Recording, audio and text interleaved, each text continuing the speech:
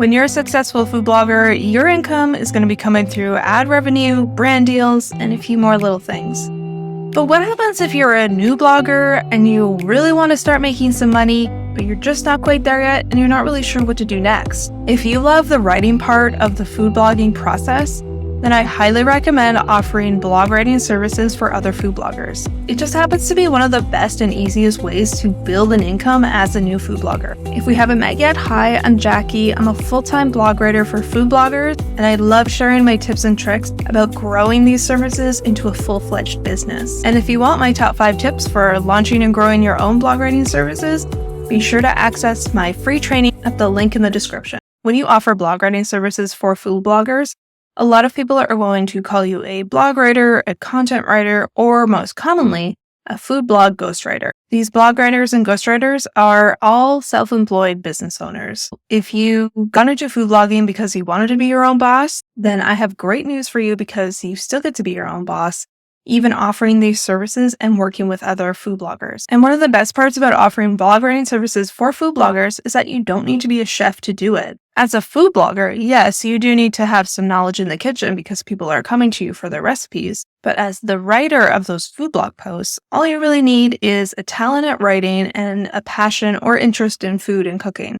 All right, let's get into the juicy stuff first. How much money are you going to make as a blog writer? Now, how much money you make really depends on a lot of factors. It depends on your experience, your knowledge of food and cooking, or the topic that you're writing about, and any education you might have. After doing some research and looking around what other writers and bloggers were charging for these services, I found that a lot of writers are charging as little as $50 and up and over $200 per blog post. I know that's a really wide range of prices, but I think that's actually a good thing because it shows how much people are willing to pay and not willing to pay for these must-have services. What I would suggest to you as an experienced food blogger, even as a beginner, is charging at least $75 per blog post. Something that gets the clients in the door and interested even more is offering monthly packages. What that looks like is offering 2 or 4 or 8 food blog posts per month for your client. So not only is this a monthly retainer, aka consistent income that you're bringing in every single month,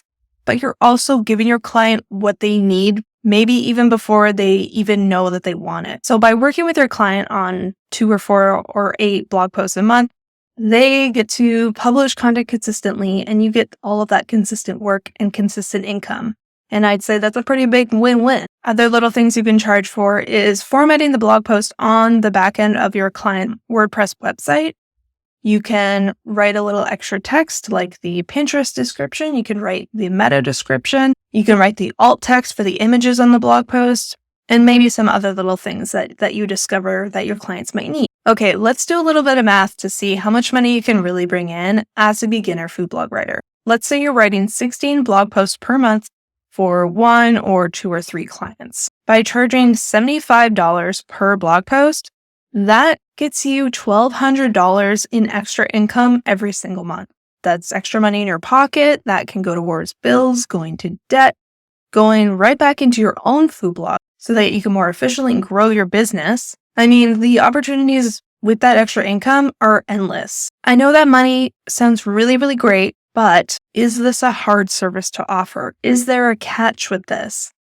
And I'm really happy to say, not really. It's actually surprisingly a really easy service to start and get off the ground because there are so many food bloggers in the world and so many of them either don't like the writing process or they're just too busy and they just need more people on their team. So when you start blog writing services, I'm happy to tell you that there is very little overhead and expenses associated with it. It's a simple online service that you can do anywhere with an internet connection, and the only expenses that you will have are maybe a keyword research online tool, and of course, your internet bill. Now, when it comes to actually performing their services and writing those blog posts, it's going to take you a few hours per week to get it done. For example, I'm an experienced food blog ghostwriter. I've been doing this for about 4 years now, and it takes me between 1 and 3 hours to write 1 blog post. So let's do some more math again. If you're writing 4 food blog posts per week, then that is a maximum of 12 hours of work that you have to put in each and every week. And of course, it depends on everyone's schedule, but 3 hours of work per day can easily be squished in here and there. And maybe you can do it when the kids are sleeping. You can do this on your lunch break or right after you finish your full-time job.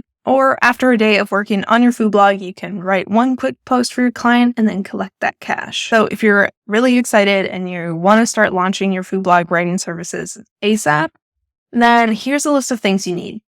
Like we talked about, all you really need is an internet connection and, of course, a passion or an interest in food and cooking. You'll also need a portfolio with about 1 to 3 relevant writing samples. This is going to be pretty easy if you already have a food blog because you can just pull the posts from your blog and share them right in your portfolio or with any new clients who are asking about you. You can either use your current food blogger email or start a new email for these new services, and then start organizing either a folder in your existing Google Drive or an entirely new Google Drive so that you can keep all of your client work organized and so it's easily shareable through Google Docs with your clients. Lastly, I recommend investing in a keyword research tool. KeySearch is a really great one. So is SEMrush, there is RankIQ, there's a whole bunch of them. I'll link a few in the description below so that you can explore and find which one works for you and which one works with your budget. So if you're ready to get started and start finding your first client, one of the best ways to look for them is in Facebook groups. Just make a post in any of the Facebook groups I linked in the description,